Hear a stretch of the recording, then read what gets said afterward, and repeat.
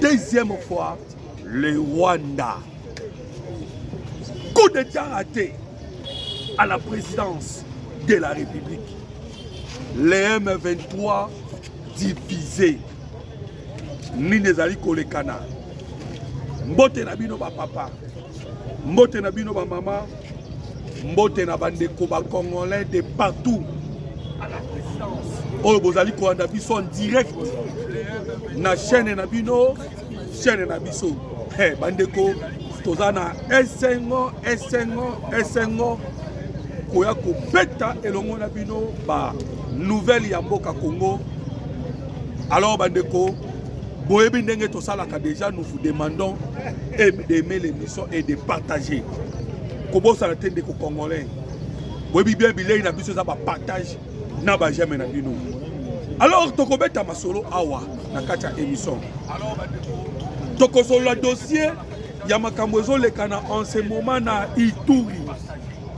Coup fatal oyo rébellion ya CRP ya Thomas Lubanga bauti kozwa. Coup fatal. Plusieurs armes découvertes na Libulu. Et lelo yo ba betami lisusu. Tokobeta masolo wana awa na kati ya émission. Tokosolo la lisusu bandeko ba congolais okoyeba la situation ya Est. Pourquoi? Parce que un groupe au babengi na kombo ya comité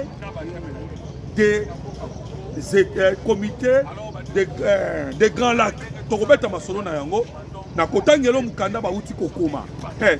Tokosolo la Olivier Nduhungirehe, le ministre des Affaires étrangères ya Rwanda, a uti pe kolela. Pona likambo etali ba drone. Tokobeta masolo na yango. Awa na kati ya émission. Tokosolo la. Alors quand on appelle solo à coup de temps na uti koloba raté, qu'est-ce qui s'est passé na niveau ya présidence de la République? Alors bandeko ba congolais, laissez-moi encore na insister pour la demande ya ba jamais autres ali kosenga na bino. Tout d'abord tu vas nous répondre na ba Chilukwebo. Na ba bêtise o alobaki. Et vous savez pourquoi ba Chilukwebo abimisi ba bêtise wana nyos? Parce qu'il est au courant d'un voyage à Mokozambo en États-Unis d'Amérique. Alors, Tozoloba, le président est parti aux États-Unis d'Amérique. Mais cette fois-ci, à quelques Solondais n'a pas eu démocrate. Batil Kwaboyo qui en a déjà. Voilà pourquoi Abimi et Abimi est mon côté. Batil Kwabo Abimaki, Moïse Katumbi peut outil Kobima. Bangonyo surtout, Balo Baka Tshisekedi, Asimba, constitution. Vous imaginez? Alors que Bahati, Azali Moko est membre du présidium. Mais comment est-ce que Bahati Moko est membre du présidium? Alors que Tshisekedi Asimba, constitution. Mais Bandeko, Tshisekedi a créé une Kosoana démocrate. Pourquoi? Parce que les républicains, Oyo, les républicains, Oyo, Tokobeta Masolo déjà, na poche. Ndeko technicien qui diminue le volume. Voilà. Alors vous comprenez que dès que dans ma solo awa, les républicains basés derrière la poche parce que Donald Trump est en tête. Alors déjà en tête, déjà toi d'accord avec les États-Unis d'Amérique parce que dans le solo du solo que les Américains va bêtir pour la seconde fois. Na obeto li solo ba beti Rwanda pour la seconde fois lobby Mokozambo ka kesi na skoyo na ba démocrate kaka ndenge boyoka kike akendaki na France na un mois akenda na France deux fois et l'objectif est kinini, il faut qu'on soit bango nyonso communauté internationale à l'unanimité va s'arranger derrière la République démocratique du Congo. Et tu l'as dit déjà, na ba réseau numérique ya ba Rwanda ndenge ba komiko attaquer la France et attaque au bazo attaquer France. Nous comprenons déjà qu'attaque wana ezali nini ba yebi déjà que ba français ba poignarder déjà Paul Kagame au dos. bandeko ba congolais tokobeta masolo wana. Alors comprenez déjà que bando kiwana o bazaki na Joseph Kabila ba sentir ba yoki que le président Tshisekedi soka solo kana ba démocrate retour na ye bandeko ba congolais retour na ye mbala moko changement ya constitution seul bato bazaki ko batama c'est na sima ya ba démocrate. Mais les démocrates ont déjà commis Kosolo là. Voyage oyo Paul Kagame a été récemment awa. Tant bazali kozela na Union africaine na Addis Abeba. Paul Kagame a wel ici à quel États-Unis d'Amérique discrètement à quel kutana na ba milliardaire. Après ko kutana ba milliardaire a keneki ko luka ba Biden na ba Obama. Ba yebisa ki au commettre erreur grave.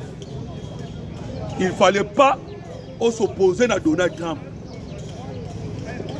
Et le coup s'opposer à Donald Trump, en tout cas, il y a un ici Makam. Et l'erreur, on va reprocher Paul Kagame à Makasi Koleka, et Zali Nenge Paul Kagame à Kota Kina Goma par force. Où est ça qui 17 000 morts. Barobi au commettre erreur grave à Tokolobanayo, c'est les athées, moyens athées. Et tu sais qu'il est au courant de cela. Voilà pourquoi Kepe a la voix là-bas démocrate. Bandeko Kagame a dit chaos. Alors, comme je viens de vous le dire, deuxième frappe, il y a États-Unis d'Amérique envers le Rwanda. Bandeko débat qui sur la personne Oakozwa Monisco. Guerre. Qui entre la Chine et les États-Unis d'Amérique. Mais la Chine a qui appuyé par les Français. Au moment qui dernièrement, Awa, les Français, qui même Jean-Pierre Lacroix, Ayaki, Bayekozwa Mama Oyo, a remplacé qui Bitu Keita, a qui type sur M23 Bazali. Même Paul Kagame a qui contre. Kagame a qui contre. Et que Moutoko Simba Monisco a un américain. Lobby Antonio Guterres a nommé.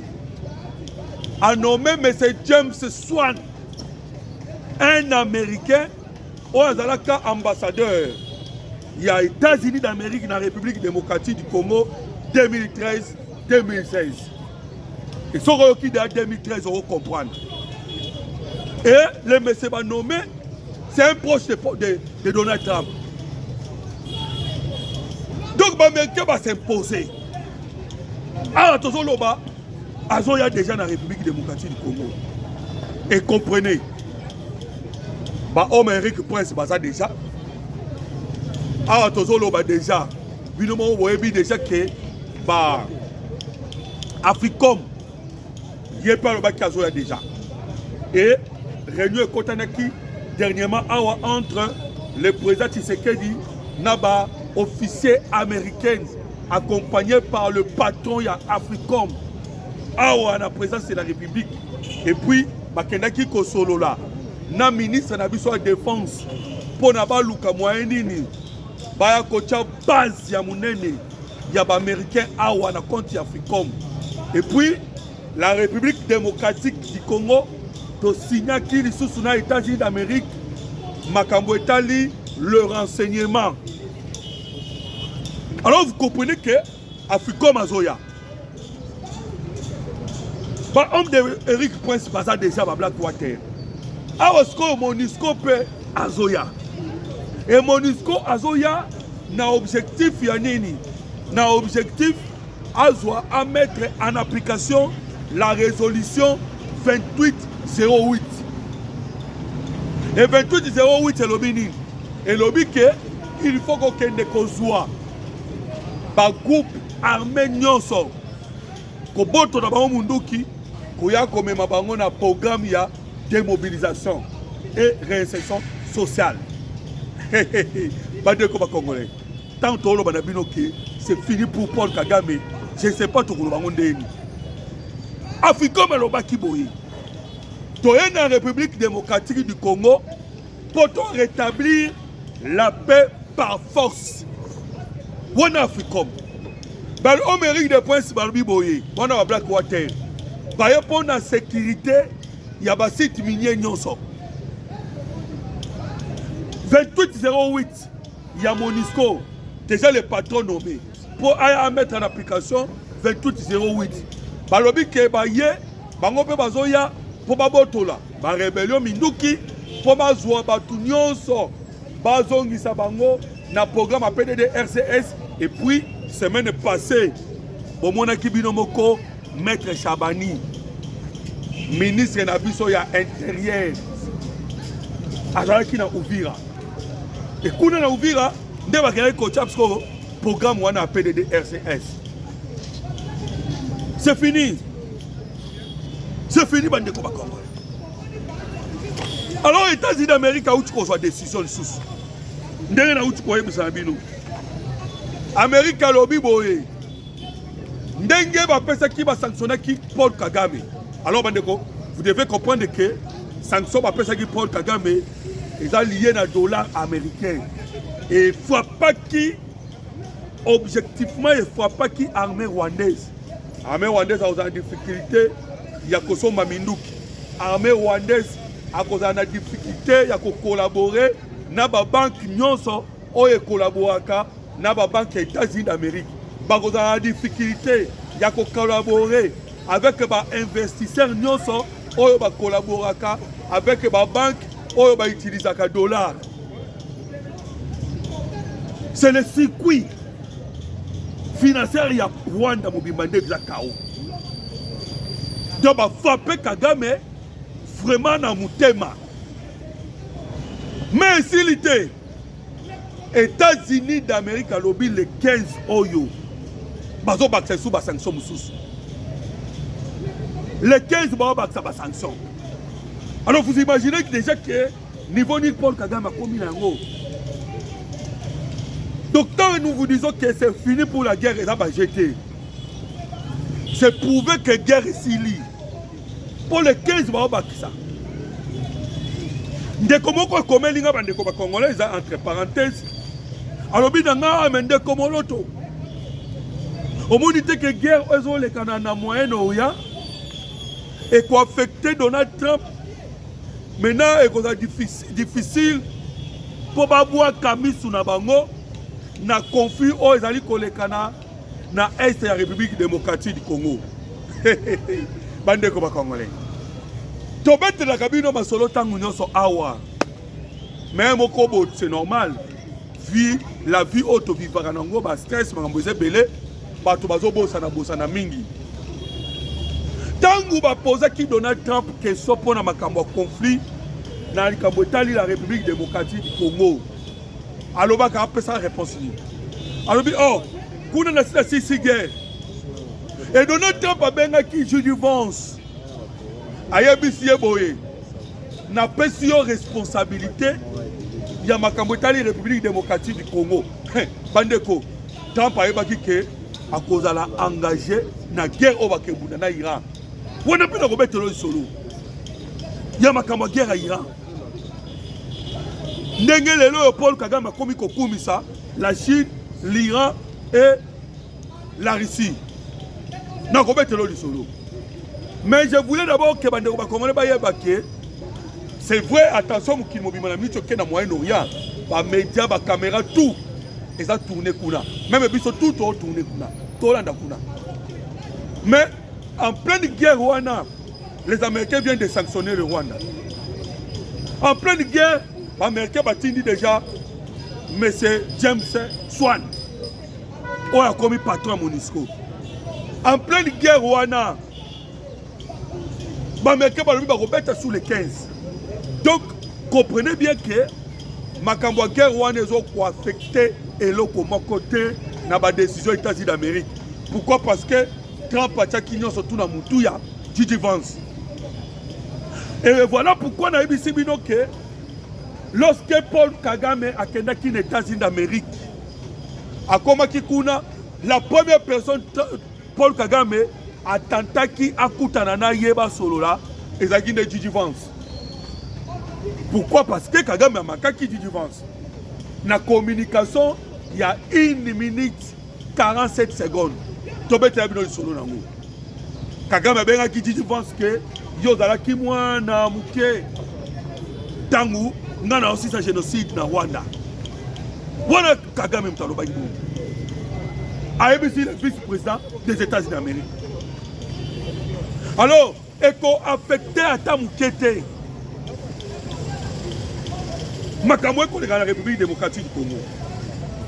Donc, dès que tu as un rétablissement de la paix au niveau est de la République démocratique du Congo, par force, tout est mis en danger. Nous sommes déjà dans ma boucle. Nous sommes dans la messa. Alors,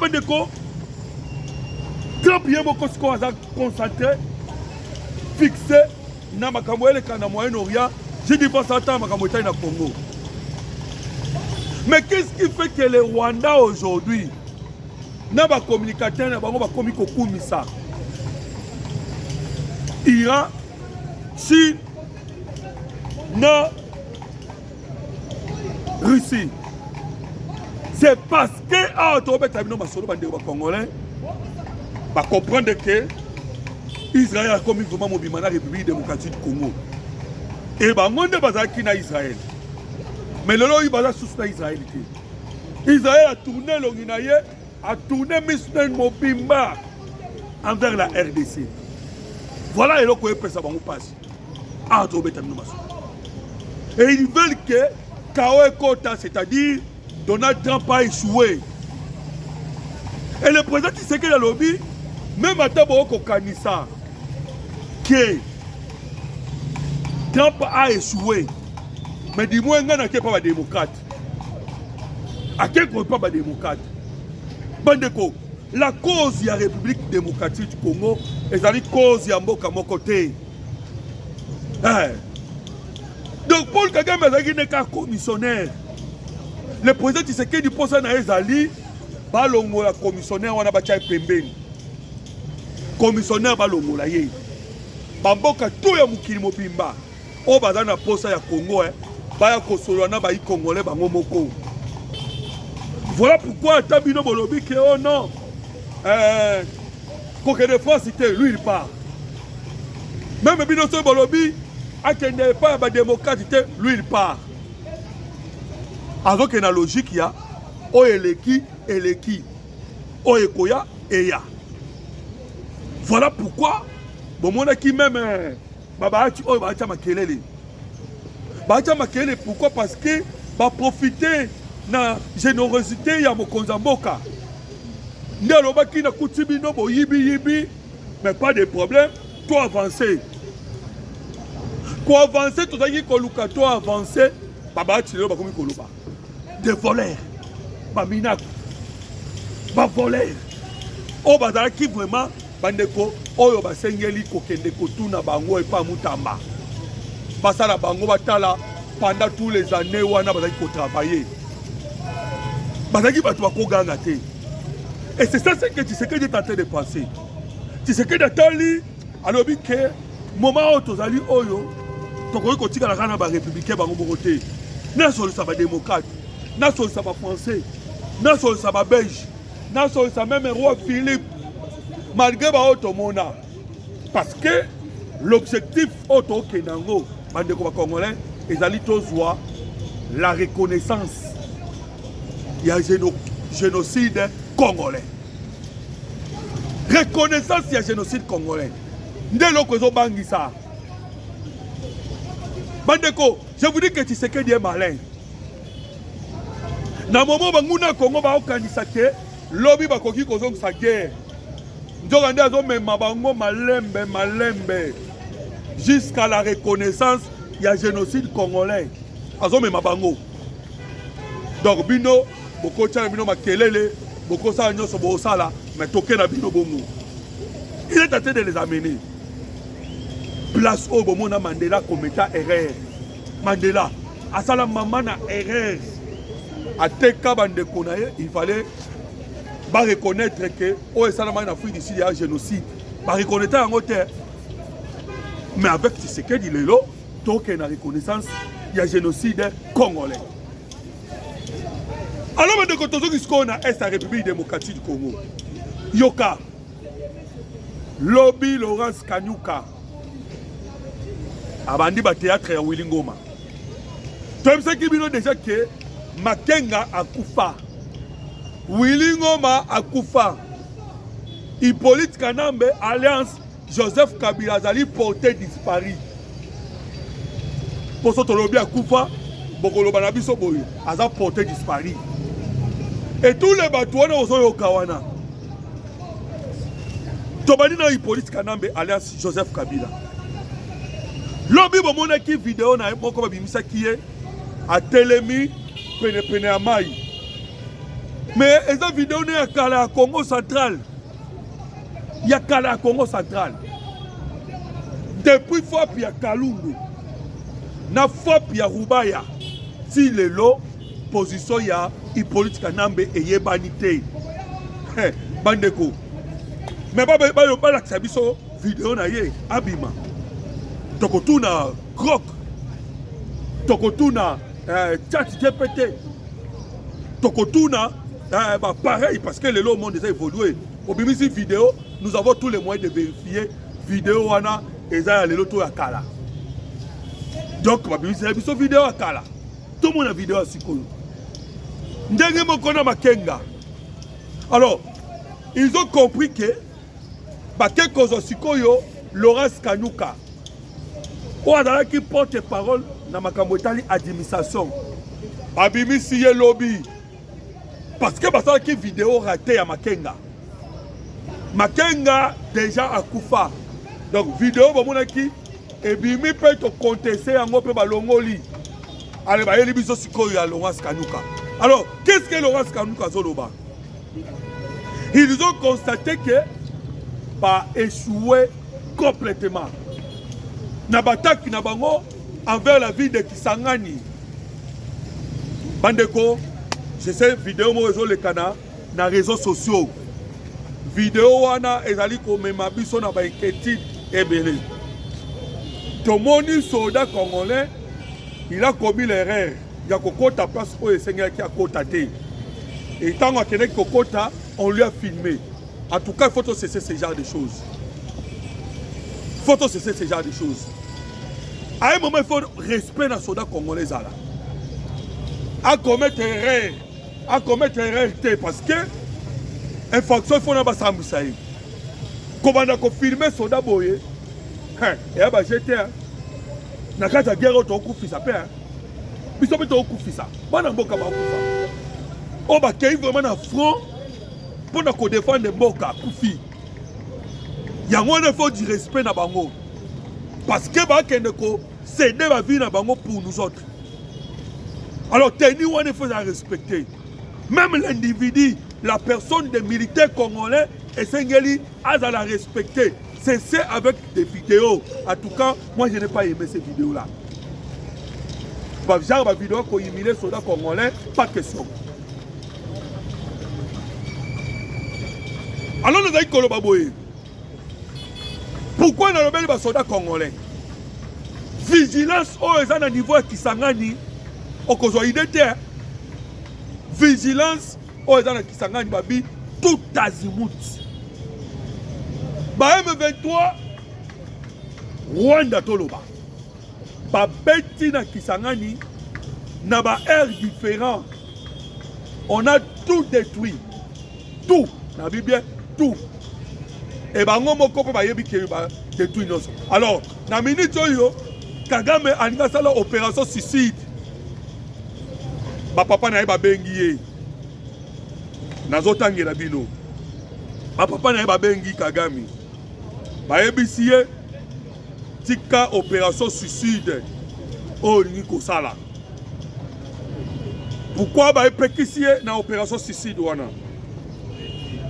Bande ko ba congolais. Moni Kagame ndenga zawana. Posa na ezali ataka moto. Le quoi poko ta na pouvoir à sacrifier qui 1 million de personnes. Pourquoi? Parce que la négociation c'est là qui il faut se méfier de ces messieurs. Voilà pourquoi le président Tshisekedi a utilisé ba maye lebele pour na sa guerre. Kagame c'est un monsieur très dangereux. Oyo makila ba tu etaliete. Pona ye batu bakoki kokufa, il s'en fout. Je vous dis bandi ba Congolais. Le président Tshisekedi a kene guerre il faut aussi sont avec beaucoup de sagesse. Azata ba niveau moko auto koloba na ba sase o ba lekana ba ne passé ti. Bazaki na ba négociation na Arusha. Na Juvenal Abiyarimana. Na Arusha. Na Tanzanie. Hier, azaki na wa ye programme. Ba pour parler azaki na Arusha et talaki Kagame te. Tant qu'on a avion, il m'a mis deux présidents. Il y a Burundi, il y a Rwanda. Il y a Kagame rebelle avec un avion. Et il y a qui a un avion et qui a créé un génocide. Ma bêta. Alors, tellement ça coincé, mi colonel combien Kotanga, les 15 ans, les 30 peines sous parce que Nena uti koloba, les 15 barobete sous. Papa si na no mikolo. Ndenge bomona ki nouvelle tombaki, si je ne me trompe pas, c'est entre le 3 ou le 4 mars oyo. Ndé ba sanction et koyaki. Alors papa si tanti le 15. Ce qui a bébé si ba soda na sol congolais était bête sous sanction sous. Alors du 15 au 31 mars, je ne sais pas, moi au 31 ou bien 30. Uto baka suka ya mars. So ki abimisi ba soda nyo sote ba beta isusu. Alors Kagame a asa ya ngonga. Ngonga pona nini? Alingi ke avant to koma le 30 mars asala une opération suicide. Opération suicide. Voilà pourquoi au moni lobby Laurence Kanuka a yena Rumagabo pour la deuxième fois. Avec Elongona ba soldats rwandais. On va bengi ba commando, mais ce sont des Rwandais. Autour benga 1500. Bazana ba drone kamikaze. Il y a formé le Moussousou. Tout ça parce que l'autorité congolaise faut balanda. Kagame a préparé ba drone kamikaze. Il a formé le Moussousou. Oh ba sombi $25,000 na pièce. Ba préparé ce que le Moussousou. Kagame a préparé l'opération suicide. Voilà pourquoi va interpeller dès la lettre de Tangela yo. Va interpeller Kagame et pas ya ba père na ye. Va yebisiye que a respecté l'accord de Washington, a respecté l'accord de Doha. Oye lobby cessez les faits. Yoka natanga yango. Avant la bête terminée du solo sikoyo, il y a Moyen-Orient. Makambo ezoko le kanapuna. Yoka décision. Ndeko moko abenga ingalbia mais bati lukwebu wana bozoti kayeboye. Bati lukwebu ay lokote. Ay lokote bandi ba congolais. Ba agitation na parce que guerre ekene aussi là. Nakobeti lope solo koyoka. Ndenge John Libo ya komi mukanda pona ba soda ya Uganda. Pas question ya soda sous ya Uganda. Alongo Uganda à contre la République démocratique du Congo. Makambo ezo kende ko change jamais d'une façon radicale. Ndenga osaba jeter. Alors, natanga na mukanda.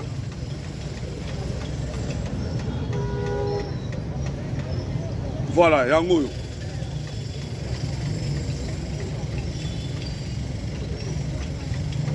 Bon, les en anglais, hein?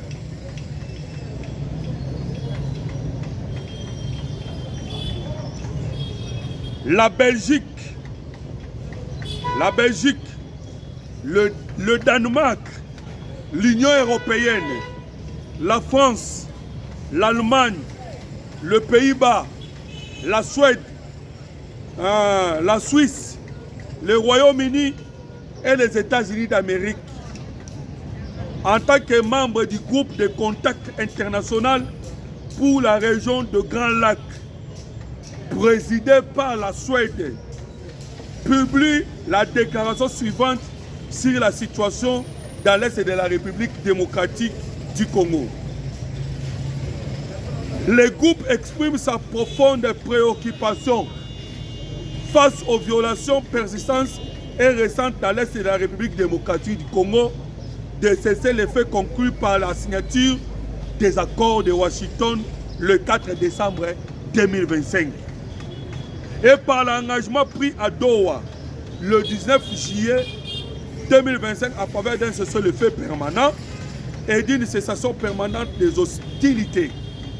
Ces violations comprennent l'utilisation des drones dans les attaques militaires qui font également courir à un risque grave aux populations civiles. Voilà. Toutes les parties concernées doivent s'engager de manière urgente et sans équivoque à cesser les hostilités et à reprendre les négociations. Bakomi à l'intention à Rwanda. Bandeko, nalobi bien à l'intention ya Rwanda. Oki bamboka na tangi parce que Swede azalaka pe moko ya bato asolaka bien na biso. Ye muta président ki réunion wana. Ya ba groupe wana basangana ki pona makambo etali la paix na Grand Lac parce que bazo banga. Bandeko, guerre auto koloba ezalaki normalement guerre esalama régionale na niveau ya Grand Lac. Oyo ekota bamboka nyonso. Guerre ezalaki régionale. Alors, et l'on a Grand Lac, na Émirats Arabes Unis.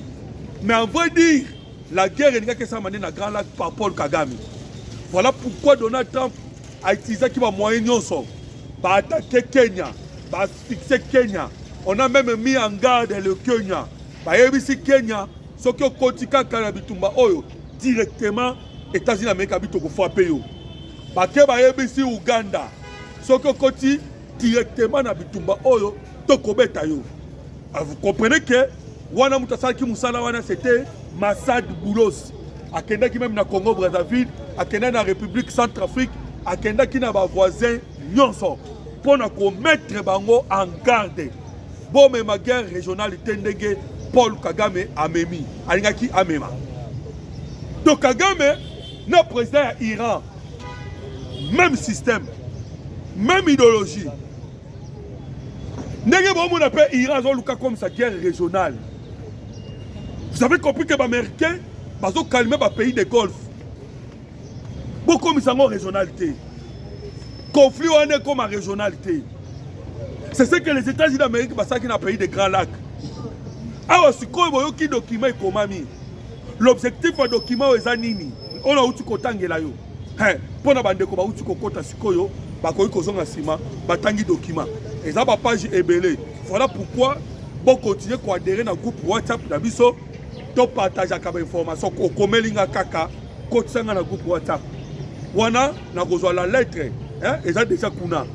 Parce que ah to ça la ngonga, moi na tanga lettre no soyati. L'objectif de la lettre est nini. Ba forcer ce koyo, c'est le fait parce que Paul Kagame a ça la opération suicide. De sorte que na kata cesser le fait wana. Bon, bien que déjà, le numéro 1 MONUSCO, mais c'est James Swan, c'est un Américain. À cause de la Wana, bon, bien que Paul Kagame a sous MONUSCO. Au contraire, nous sommes MONUSCO, mais le lobby avec l'arrivée de cet Américain, vous comprenez déjà que l'Américain là, va nous couper sa information. Et ça, vous battre MONUSCO azana Kichanga, MONUSCO azana Kiwanja, là tozoloba, toi na Masisi, toi na Rutshuru. MONUSCO azana Sake, MONUSCO azana partout. Alors comprenez que MONUSCO n'est pas partout. Bah comprenez ça biso ba information.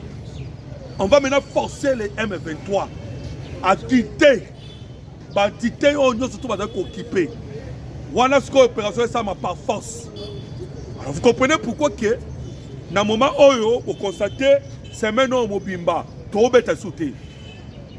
Tout petit tellement que tu délogé bango na minembui. Tout petit tellement que tu délogé bango na bambo kebe na Masisi, pe na Rutshuru. Parce que l'objectif c'est de déstabiliser le régime de Paul Kagame. Le régime de Paul Kagame est là qui fort na bamboka mibale. C'était où? Masisi, na Nord Kivu, Minembwe, na Sud Kivu.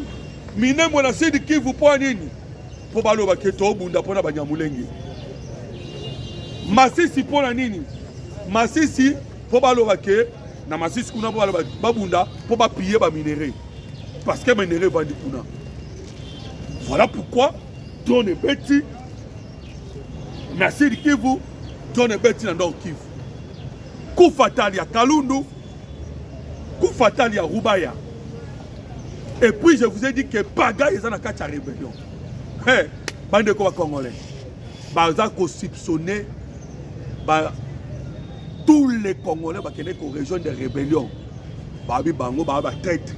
Ils donnent des informations na Félix Tshisekedi ou tout le gouvernement congolais. Même Henri Magie. Henri Magie kuna allié Fimbu. Je vous dis qu'ils sont soupçonnés. Daniel Safou, ils sont soupçonnés. Bazobi tourne que ba frappe de précision. Il y a gouvernement congolais au Ottawa. Ils sont soupçonnés. Na niveau de rébellion. Rébellion dans son force c'était 4 ans impayés. Na utu ko Sabino. Rébellion ba na 4 ans. Ba futa marake. Bazo promettre bango soto komi to sali ba négociation salami. Beaucoup dans l'État congolais. D'ailleurs, kuna Tshisekedi passe à bongisi salaire à basoda. Bobandoko futama.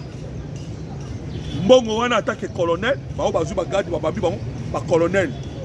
Moral il moral. 4 ans impayé. Rébellion lembi. Bango na Tshisekedi a prêt pour na dialogue té. Et que bango ba okufa pamba. Division koti entre ba officiers militaire, division côté, n'a pas autorité politique.